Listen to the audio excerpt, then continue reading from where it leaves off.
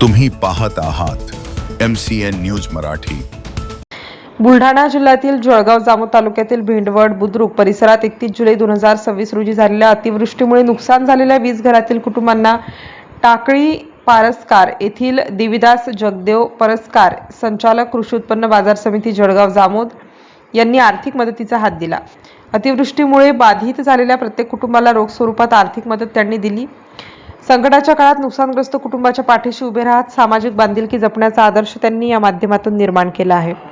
यावेळी भेंडवड बुद्रुक येथील तुकाराम पाटील, संचालक खरेदी विक्री संघ जळगाव जामोद हे उपस्थित होते।